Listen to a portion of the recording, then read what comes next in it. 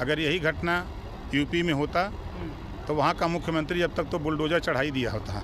100% बचा रहे हैं। सरकार बचाती नहीं तब तक तो गिरफ्तारी हो जानी चाहिए था। कानूनी जो संविधान के दायरे में कार्रवाई करके उसको जेल में सलाखों में होना चाहिए था। परिवर्तन प्रकृति का नियम है।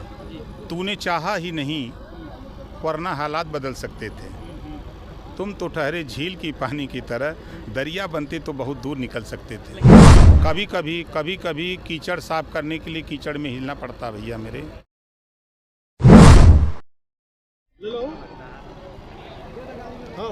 लगातार बिहार में आप दौरा कर रहे हैं, क्या उद्देश्य है सर? देखिए 10 अक्टूबर गांधी मैदान में वंचित शोषित जागरण महारैली का कार्यक्रम है।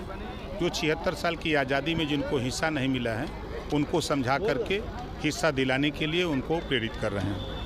पटना में जो है एक दलित महिला को निर्वस्त्र कर दिया जाता है, नंगा करके घुमाया जाता है और पेशाब भी पिला जाए, लेकिन इंडिया गठबंधन के लोग कुछ भी नहीं बोल रहे हैं। क्यों बोलेंगे? एक कहावत है कि उन्हीं की सरकार है, उन्हीं के लोग कर रहे हैं तो क्यों करेंगे? अगर यही घटना यूपी में होता तो वहाँ का मुख्यमंत्री अब तक तो बुलडोजर चढ़ाई दिया होता। तो अपने आप को बचा रहे हैं सर? 100% बचा रहे हैं। सरकार बचाती नहीं तब तक तो गिरफ्तारी हो जानी चाहिए था।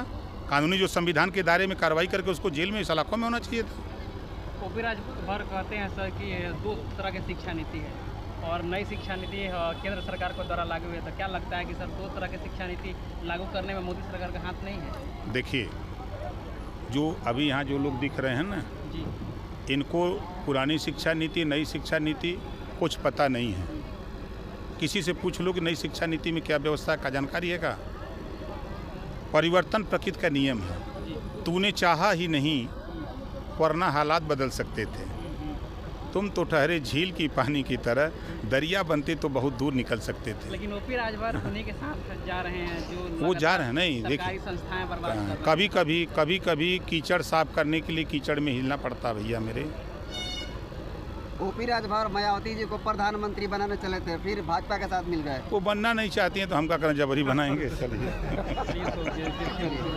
Thank you.